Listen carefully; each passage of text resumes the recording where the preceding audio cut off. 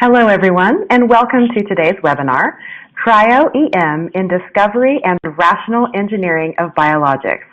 I am Jennifer Woods of LabRoots, and I'll be your moderator for today's event. Today's educational web seminar is presented by LabRoots and brought to you by Thermo Fisher Scientific. To learn more, visit thermofisher.com. We encourage you to participate today by submitting any questions you may have during the presentation. To do so, simply type them into the Ask a Question box and click Send. We'll answer as many questions as we have time for at the end of the presentation. You may also submit any technical issues here as well if you have trouble seeing or hearing the presentation. I'd like to now welcome our speakers, Dr. Yuri Iozzo, Senior Scientist at Sanofi, and Dr. Dan Cannon, Senior Scientist 2 at Schrödinger. Dr. Iozzo and Dr. Cannon, you may now begin your presentations.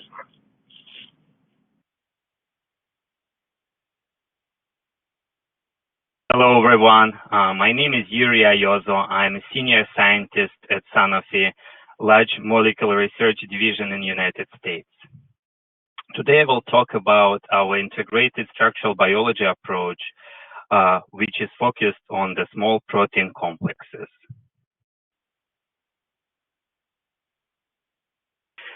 As you know, in last 8 years, Cryo-EM made a tremendous progress, and it became a staple tool in structural biology research. Initially, it was very successful with high molecular weight complexes, but over the years, it progressed and was able to provide structures for smaller and smaller and smaller targets. 2 years ago, 100 kilodaltons appeared to be a barrier for Cryo-EM. And to this day, it remains like this because for such small particles, signal-to-noise ratio is quite low on the micrographs. Another common issue in Cryo-EM is so-called the problem of preferred orientation and water-air interface. These two problems are interconnected. They're slightly different, but very connected to each other. And this dramatic problem, which any Cryo-EM scientist probably encountered, always leads to a difficulty of reconstructing high-quality maps tricking, excessive noise, and in very severe situations, total inability to reconstruct a meaningful map. It also increases computational cost and time involved in the project progress. So, based on those two big problems, there was always a question: can you make Cryo-EM as successful in industrial research as X-ray? For a few years after Cryo-EM revolution, industrial research was lagging behind academia. It was standing on sidelines and watching how the major hurdles in Cryo-EM will be overcome in academia. Eventually, Cryo-EM labs started to pop up across different pharmaceutical companies. So in this presentation, I want to show how we answer the question, whether the Cryo-EM could be more successful than X-ray in industrial setting. So today, I will talk about our pipeline, our framework for our structural biology research, which is focused on Cryo-EM and focused on the small size complexes. I will go through the details of this pipeline on the next slide.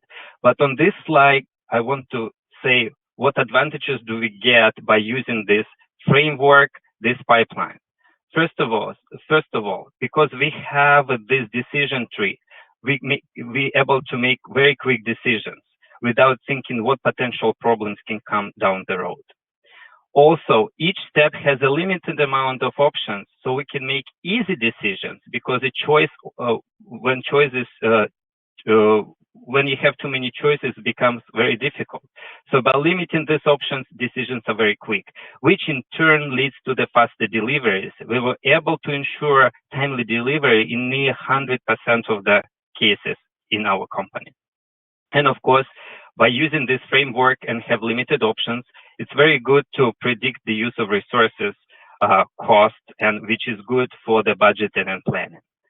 And I think the one thing I want to point out, which is, I think, the main characteristic of our pipeline, is that we have a clear priority. our priority is always the delivery. So we always try to get the information to the project team to push the candidate further up down the drug development pipeline. We don't do resolution chasing. Once we have enough resolution to address project needs, we redirect our resources to other projects. Of course, when there is a clear scientific purpose, for example, for method development or publication potential, we can spend additional time just for scientific benefit on the project and try to improve the data. But generally, we focus on delivery, not on the resolution chasing. And it kind of relieves us from the guilt and constraints of some cryo-EM scientist experience. Of course, there are some downsides. For example, in order to speed up our timelines, we 100% rely on CROs. We don't operate microscopes ourselves. And of course, there is no guarantee of success, and often in the time constraint of industrial research, you always have to settle, not always, you sometimes have to settle for less than 4 angstrom resolution if the further optimization is lengthy. So I want to talk a little bit about the details of this pipeline. So after we check that our complex form through the size occlusion chromatography, then we analyze the complex. We check its molecular weight, symmetry, presence of glycans or flexible tags. And then based on these parameters, we choose appropriate method. For most of the targets lower than 50 kilodaltons, we use X-ray, unless it's impossible because target proven before difficult or impossible to crystallize, or it has glycans, which are important for the structure, or for example, it would be very difficult to deglycosylate the complex. So in all other cases, we start with cryo-EM. When we do grid screening and data collection, we try to use limited options. You know that, for example, buffer is very important for cryo-EM sample. It's one of the most important things to find the proper buffer for the sample to make sure your complex feels good on the grids. But using these optimizations for every single project or complex would be such a tremendous loss of time, and it's not feasible in our setting. So through our experience, we limited our options to 4 buffers, which we use on every single complex. And nearly 100% of the time, this choice of one of those 4 buffers was enough. And for example, we use only gold grids in our data screening and data collection. Of course, gold grids come with a premium, but they've proven themselves to be the most robust and most consistent with delivery of better results. Of course, sometimes we have to mitigate preferred orientation. For high molecular weight complexes over 100 kilodaltons, we use classical attempt options like stage tilt or use of detergent. But for the lower molecular weight complexes, we discovered that using another strategy of adding additional binder is way more helpful. Usually when there is a candidate in development, the pipeline would have probably a few more candidates with different epitope bins. So if you see a strong preferred orientation, why not to try to add another candidate in hope that the complex behavior would change on the grids and you will be able to overcome preferred orientation. Even if you don't have another candidate, there's often commercial fabs available, which you can add to your complex. Not only it can change the complex behavior, but it can increase molecular weight, which will push you out of the envelope of below 100 kilodaltons. And of course, when we have our data, when we use a microscope, we use microscopes very efficiently. Usually within we order 24-hour shifts on the Krios microscopes. And we use it initially for grid screening and then for overnight data collection. On average, we used 1 Krios shift per 1 delivery. When we get the data, we always try to process it very fast. So we learned that the system is the best way to assess the initial quality of the data. It's super fast. It doesn't require doesn't require any heavy expensive computational resources, and it can give you results within hours. And if the results are good enough for delivery, we stop, we switch to another project. However, if the results are not good enough, we can switch to more complicated data processing pathways like using Reliant, which is more costly and lengthy. Of course, if some companies have advantage of CryoSpark, that's also very fast software, but considering the license is very expensive, it's not as cost effective as system.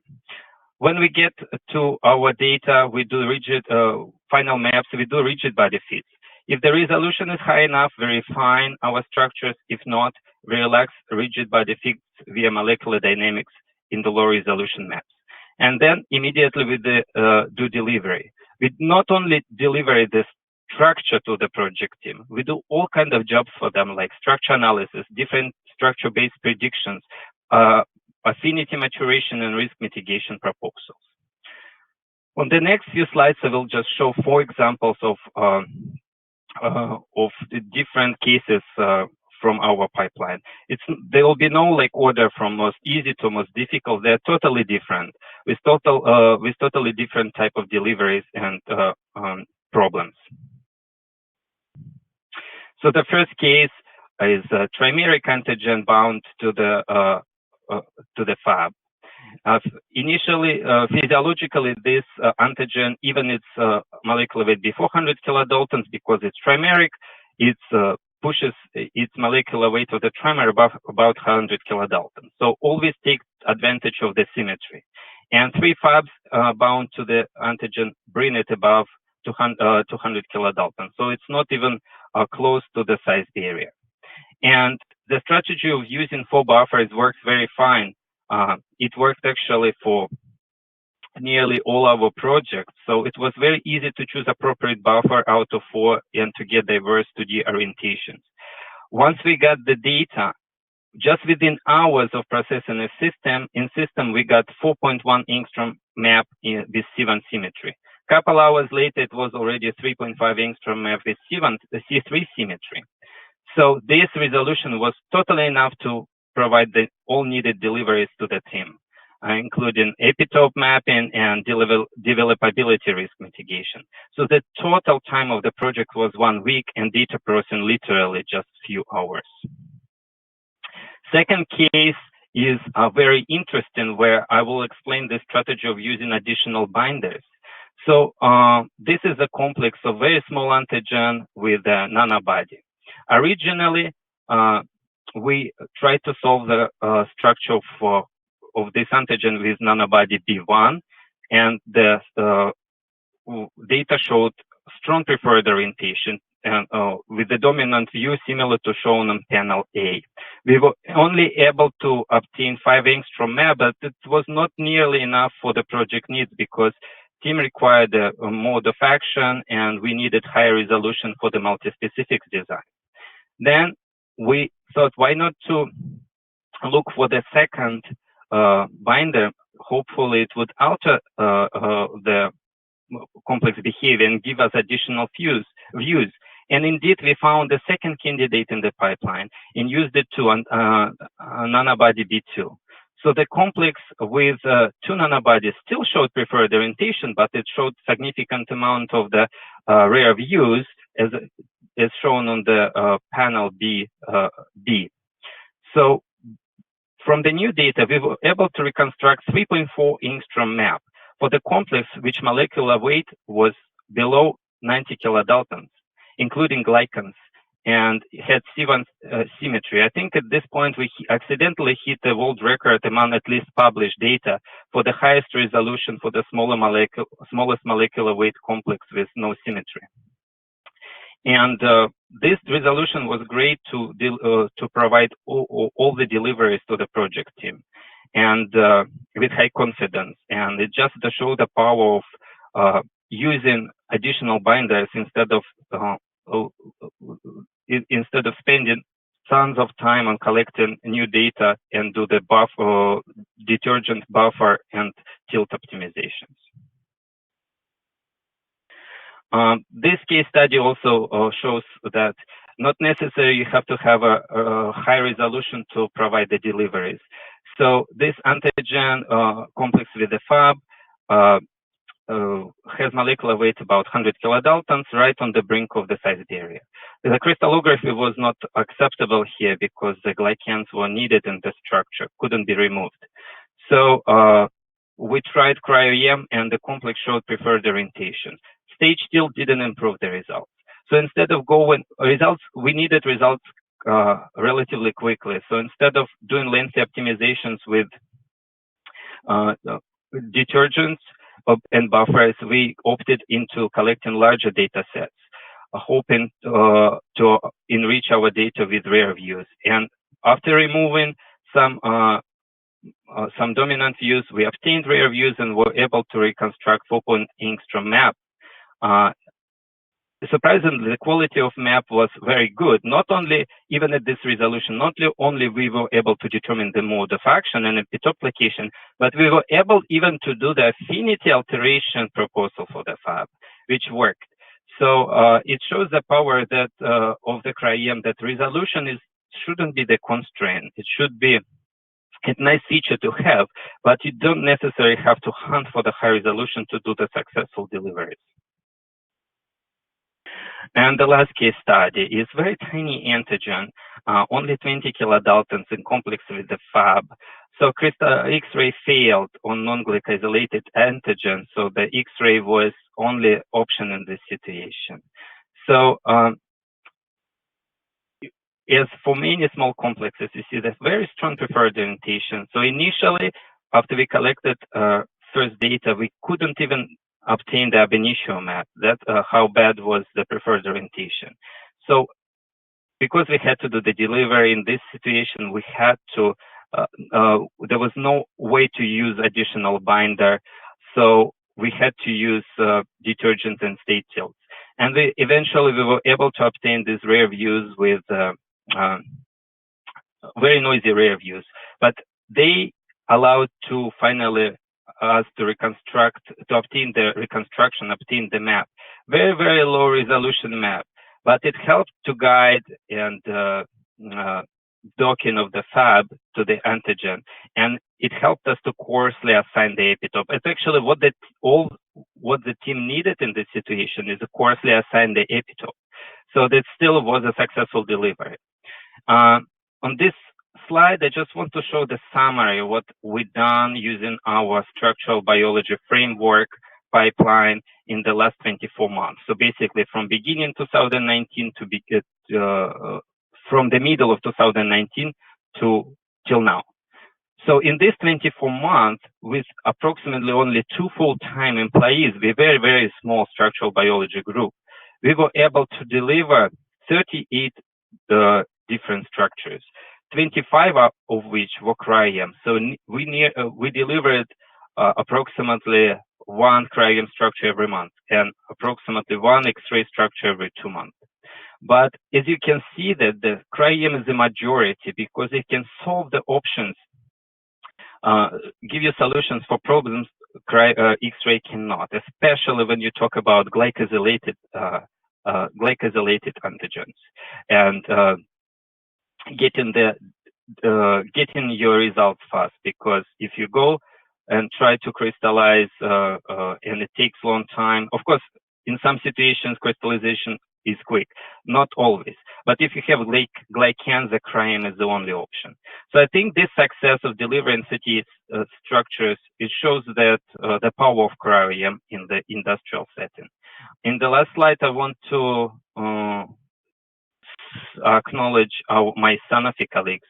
First of all, Yu Chu, who is my fellow structural biologist from our group, and Albert, who was some intern helping us with computational projects. And of course, the management, Janssen, Anna, Maria, and Sanofi project teams, material generation groups, and IP department. And of course, big thanks to go to UMass Medical School, Harvard Medical School, University of Michigan, which are our Cryo-EM CROs. And I think this presentation helped you to prove that the Cryo-EM could be more successful than X-ray in the pharmaceutical setting. Thank you. I think I now turn over to Dan.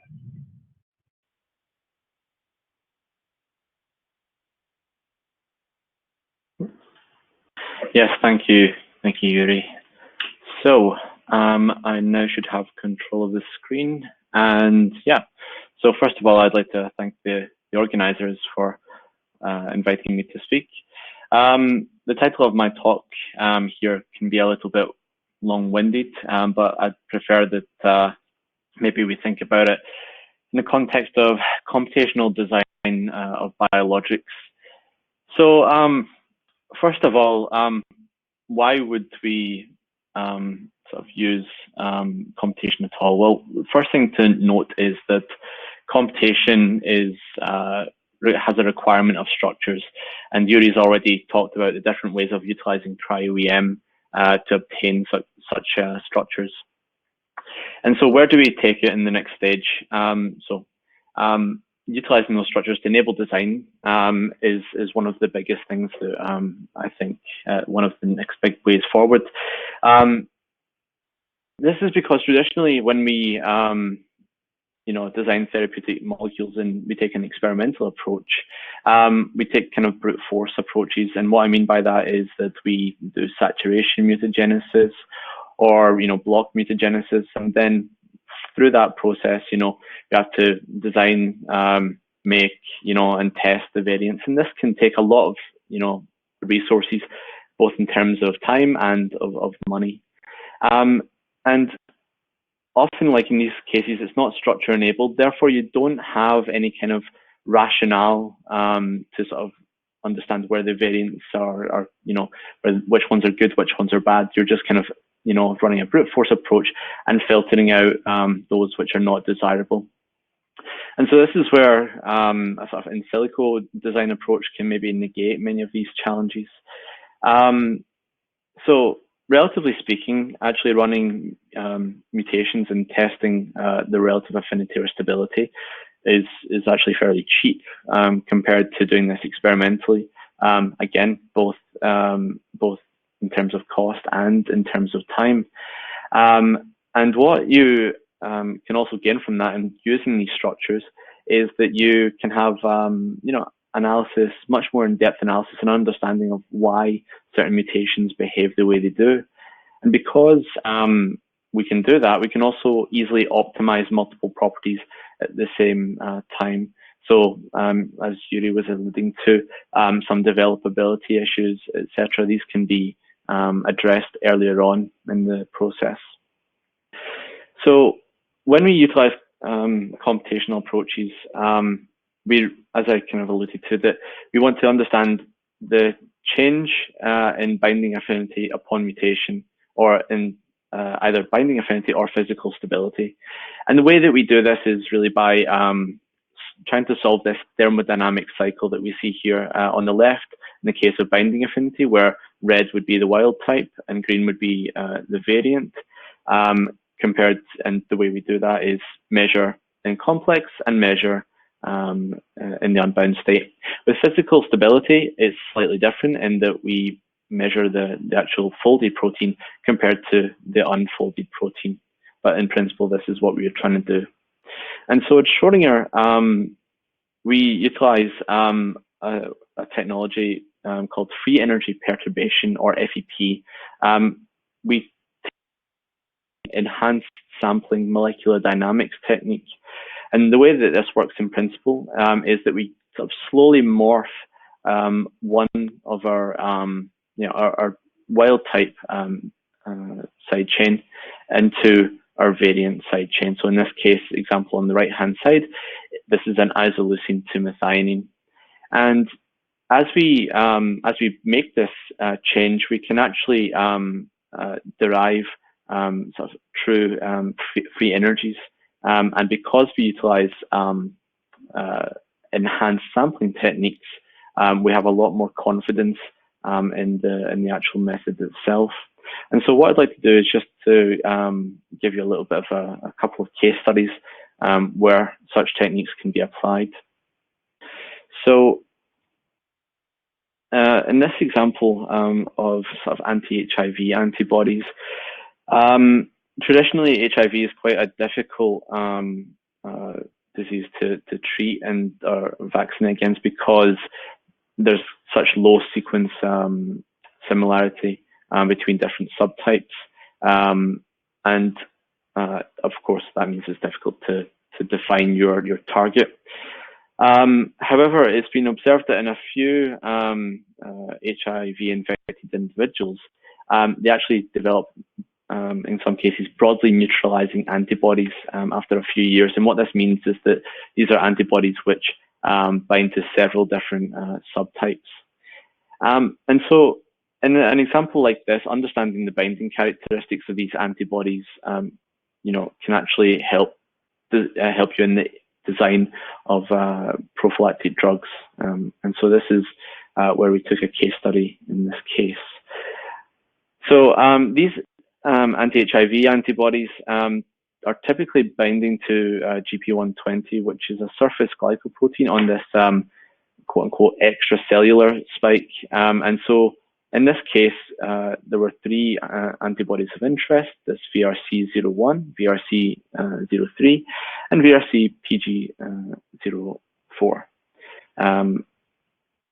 And so the aim of this study was to really kind of characterize the binding interfaces using alanine scanning, something that you would do experimentally, but can take quite a while. And again, doing it in silico, you negate the typical challenges of expressing and testing and so on, and so you can accelerate the process using computational techniques.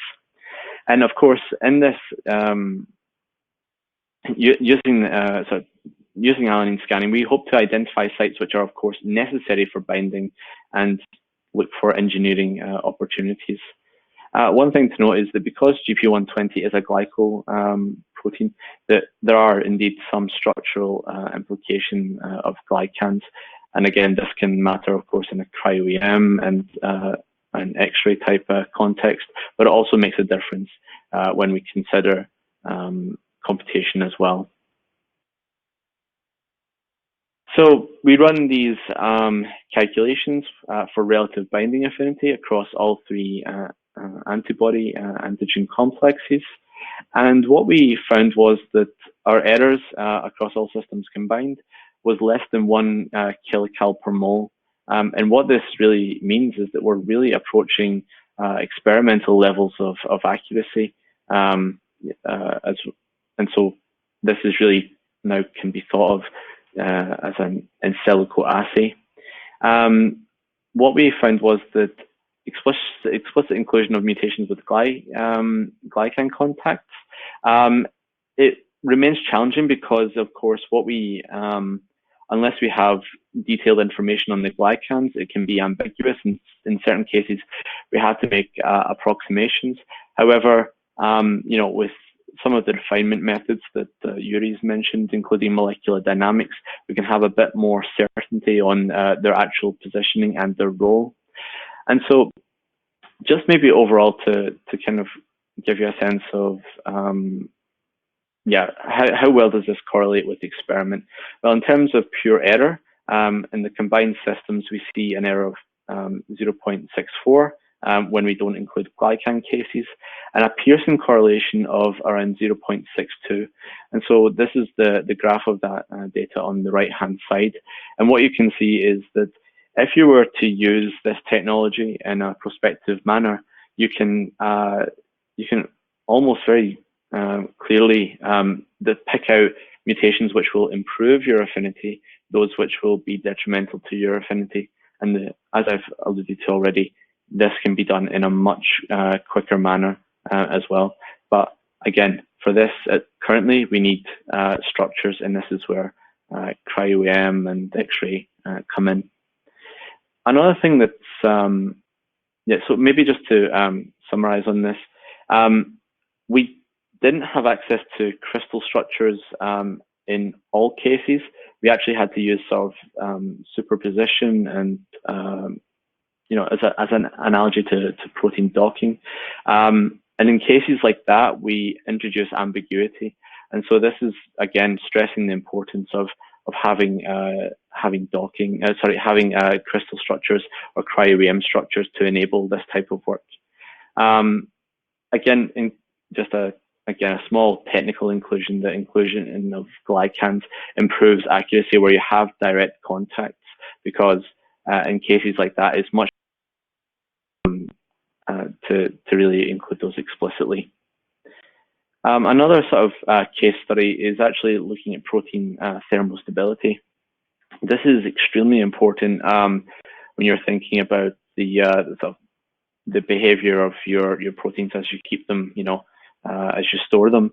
I mean, some proteins, of course, need to be stored at very low temperatures for them to be active in 3-6 months, etc. And so, improving thermostability can also, be very useful in this sense. In this case study, we looked at a few proteins and some data from a public data set where we were able to measure the relative thermostability. And just what I'd like to point out here is that in this study, there's mutations of a different type. So we cover, analogous apolar to apolar, as well as, polar to acidic type mutations. And so, again, we have quite broad coverage in this scenario. And so what we find is that the technology is really is quite agnostic to the system in question. So this can be really applied to any type of system. So here from Barnase to lysozyme systems and so on. And again, what we see is excellent accuracy across multiple systems. We did observe a few outliers. So the technology is not purely flawless yet. So in cases where we see pKa changes, we do need to sort of account for this by making certain corrections. In cases where there's disulfide bridges, that's much more difficult to predict, just purely even on a topology basis. And again, when we do hydrophobic core sort of reorganization, when we make mutations very much at the core of the protein, that can be a little bit more difficult. However, in most cases, what we see is that we have errors again on the order of less than 1 kcal per mole, a few that are slightly more. But again, these type of calculations can provide you a lot of value much more quickly than you can do experimentally. And so I think there's a lot of value in using cryo-EM structures and X-ray structures, followed by using free energy perturbation techniques to actually design your protein and engineer properties that are desirable. And yeah, so application of physics-based methods can be applied to many systems for affinity and stability.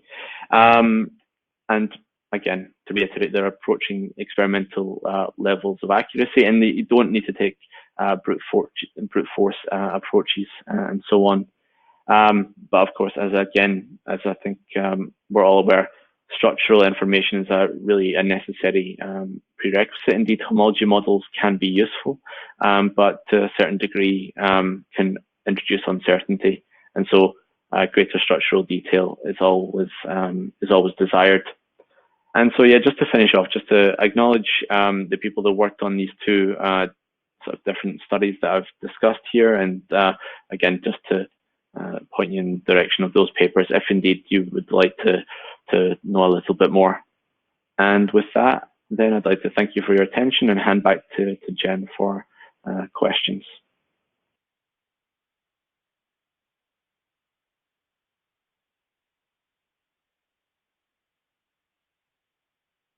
All right. Thank you, Dr. Iozzo and Dr. Cannon, for your informative presentations. Joining us now for the Q&A portion of the webinar, we have Mazdak Rajaena and Kasim Sater from Thermo Fisher Scientific. If you have a question you would like to ask, please do so now. Just click on the Ask a Question box located on the far left of your screen. We'll answer as many of your questions as we have time for. Let's get started. Our first question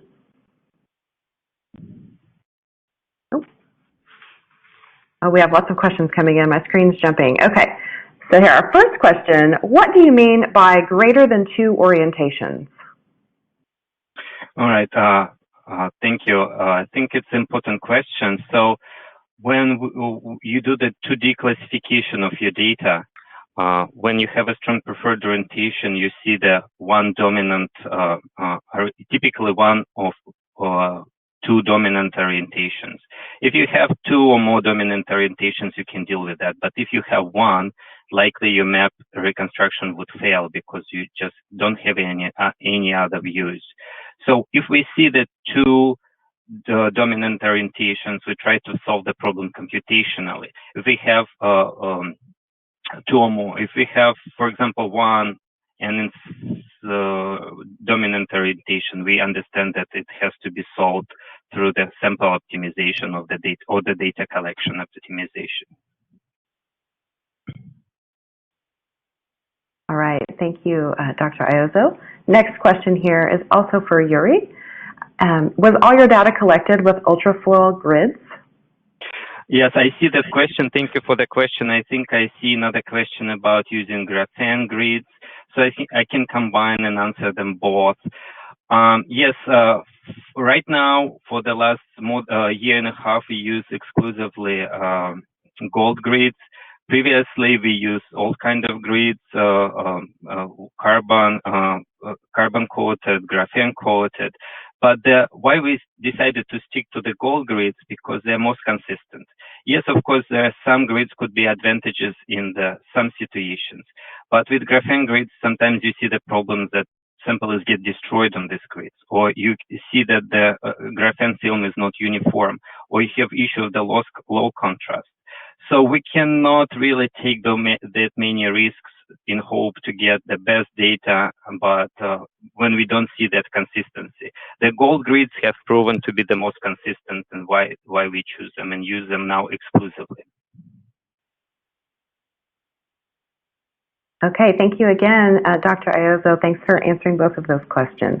This next question is directed at Dan. So for Dan, how do you take into account protein flexibility in your FEP calculations?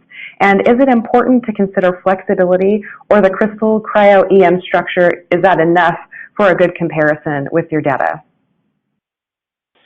Yeah, so good question. So in terms of accounting for flexibility, then the method that we use, this FEP method, is coupled with enhanced sampling, molecular dynamics. And so the system is constantly moving and adjusting, and indeed the local environment is doing that. And to answer the second part of the question, yeah, the crystal cryo-EM structure, is it enough for a good comparison with experimental data? Yeah, we found, I mean, again, you don't necessarily always have to chase the resolution. Higher resolution means that you have, you know, lower ambiguity. However, you can refine certain structures with molecular dynamics and create an ensemble of different of states of your protein. So yeah, indeed, crystal structures, cryo-EM structures, yeah, very sufficient as an input for such technology. All right, great. Thank you, Dr. Cannon. And I have another question for you. Are there protein-to-protein docking tools you have used? Yes, indeed. So actually within Schrödinger suite, we use a tool called Piper, which is our protein-protein docking tool, but it's actually the proprietary version of the ClusPro server, which in the Capri competitions is ranked always near the top, or typically first. And so we license that and actually add in sort of certain other features. So yeah, protein-protein docking, and again, it can be a useful tool. It's best if you can enrich that with some, you know, intuition about your system or some knowledge about your system. This is true for all docking tools. But yeah, I've used a number of different tools in my career so far. All right, thank you, Dr. Cannon. Another question here for Dr. Iozzo. What are the 4 typical buffers you mentioned in the case studies? Yes, of course, it's not a secret. This presentation actually translates into the work we have recently pre-published on Biography, and right now it's under peer review in a journal. It's not a secret. It's it's quite simple. We basically use 4 different pHs: 7, 7.5, 8.5. And for pH 7, we use HIPES buffer supplemented with sodium chloride, imidazole buffer for 7.5, and 2 trace buffers for 8, 8.5. They're quite simple. We tested so many buffers over the years, and they've proven to be just the sweet spot. And I think there is another question related to what kind of concentrations of proteins we used in this table, where we summarized our achievements over the last 2 years. Yeah, the sweet spot for the protein concentration for Cryo-EM is always about 0.2 mg per ml. And some projects lower, some projects higher. I don't remember exactly. 0.2 seems to be a sweet spot for start optimization. For X-ray, of course, it's much higher.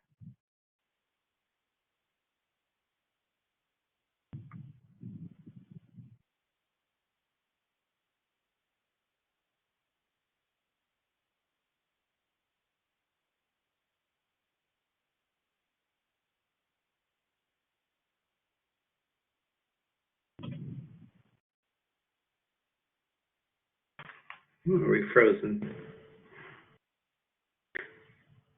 We can put another note there. Yeah, maybe you can jump in, Kasim. Yeah, absolutely. So I have a question about autofocusing during data collection using gold grids. What do you do for that?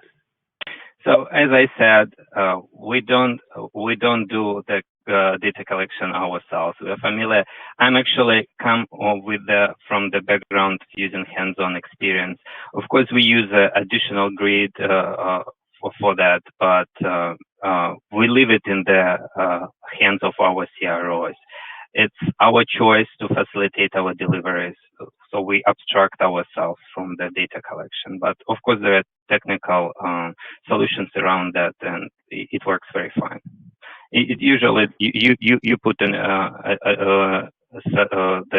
some standard in addition to your grids into the cassette. Yeah. I can mention that also that autofocusing does work fine on gold grids with or without objective aperture. So there's actually no problem with doing that, just on the gold itself. Thank you for clarifying it. All right, thank you both. I had some technical difficulties, so you'll see there's an extra me or a blank space, but we'll just keep going here. Our next question. Okay, let's find my place. So another question for Dr. Iozzo. Can you think of a project where you were forced to change the resolution? If I hear you correctly, the question was there any project where we have to change the resolution, right? Mm-hmm. So yes, it was actually case study number 2, when initially we had only 5 angstrom map, but we had high detail. We needed high resolution details to elaborate on mode of action and for the specifically for the designs. So where this second binder strategy came very handy, and it's proven over and over and over again. I think it's a very successful strategy of adding additional binders. We had to bring resolution below 5, and we were able to do it, to bring it to 3.4. Of course, it was extensive computation using Reliant, lengthy, expensive, but I think we brought it to 3.4, and I think it's broke the record, at least among the published data at the time. All right, thank you again, Dr. Iozzo. And next question is for Dr. Cannon. What is the typical protein size for FEP plus calculations? Yeah, well, good question. I think there's another question that relates to this as well. That's I can answer both at the same time.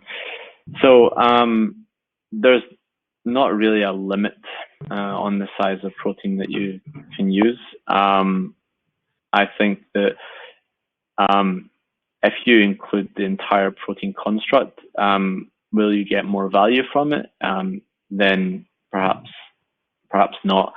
So if you're making a mutation at one sort of side of a large molecule, or one site on a large molecule, then you may want to just approximate around that site. So for example, if you are running it on an antibody, you may not want to include the full IgG.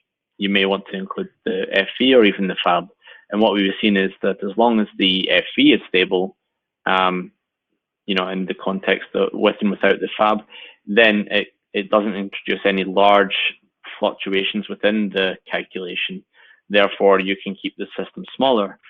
That being said, if you do feel that it's necessary to include larger systems, then you can. And the way that this scales is typically as it would for typical molecular dynamics jobs. So it is the most expensive part is the non-bonded interactions, and so this is mostly water. So if you're including a lot of solvent in your system, then it becomes more expensive. But yeah, if you can keep the system smaller and get that useful information, and indeed, in most cases, especially with binding affinity, you can keep systems truncated. So I hope that's clear. If not, then please do ask a follow-up question. All right, thanks again, Dan. We have another question here for Yuri. Could you please comment on your computational resources, i.e. local versus cloud computing? Yeah, I think it's a great question because different labs have different access to these resources. So I would say that more than half of the projects I mentioned in the table, no, majority, I would say, I mentioned in the table were done on the local computational resources. So, of course, we have workstations with, we don't have workstations with hundreds of the processors.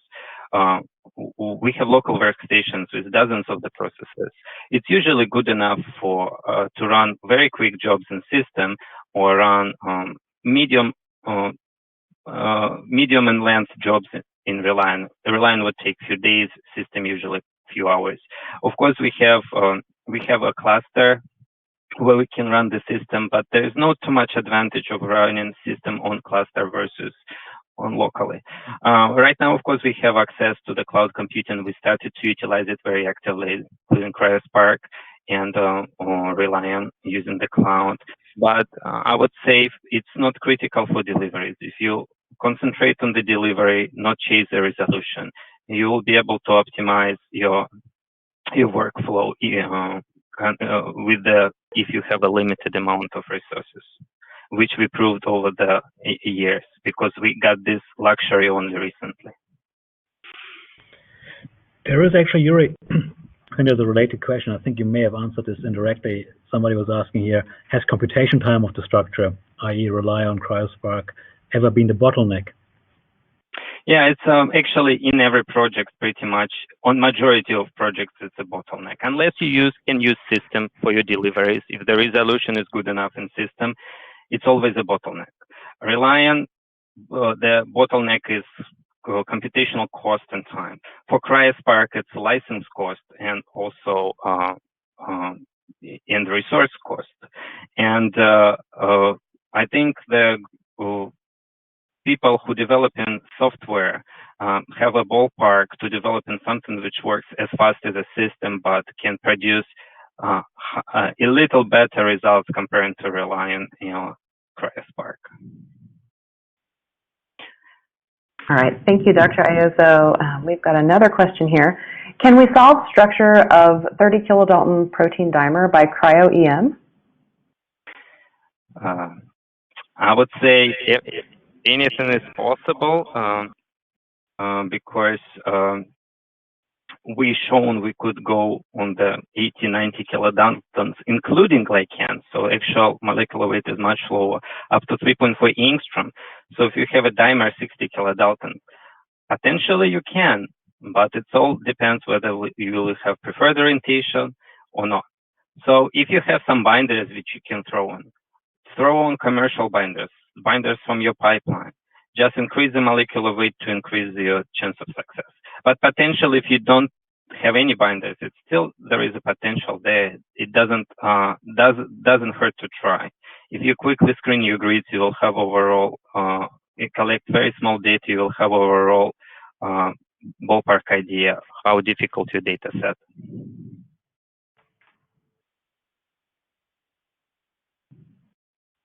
All right. Well, thank you again, Dr. Iozzo. We've got, okay, here's another question for Dan. In terms of computational overhead, could you compare the relative free energy calculation of a compound versus that for an antibody? And are larger simulation boxes problematic? So to answer the second half of that question, first, the answer is our larger simulation box is problematic. No, unless we go to huge, like if we try to model like a full, like viral particle, but otherwise, no. And for the first part, then, yeah, so if we are doing free energy perturbation, for example, on a small molecule compound in the binding pocket compared to a mutation of an antibody antigen system, it can take slightly long. I mean, of course, there will be the difference, on system size, if we're comparing a large system with a small system. But the other thing that comes into play is the size of the perturbations that one makes. If one is making a small, change like adding a methyl group onto a small molecule, then that's obviously very cheap. And the reason that it's cheap is that the intermediate stages that we have between our wild type and our mutant are fewer. So say there's 12 or 16 up to a maximum. If it's a much larger perturbation, such as if we're moving from an alanine to a arginine, many more atoms are changing there. Therefore, we need more intermediate steps, so maybe up to 24 or 36 steps to model that correctly. So typically the amount of computational overhead it's similar for similar sizes of perturbations, whether it be in small molecule or proteins. But because typically the perturbations are larger in proteins, then anecdotally, yeah, typically it takes a little bit more computational resource to make those. Thank you so much. We have another question. Can AlphaFold structures be used for the de novo design of epitope-specific antibodies? Very interesting question. Well, I think we're still exploring the limits of AlphaFold and what it can do. I mean, it's an amazing thing that they've done. De novo design might be quite difficult. You would need to predict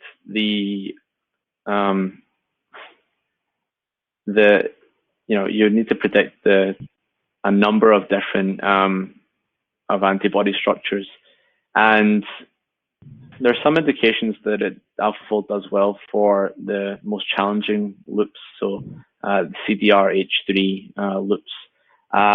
Again, I would need to test that myself, but if you could have a workflow in which you generate a number of sequences, and then you can model those accurately. The main concern I have, or the main thought that I have is,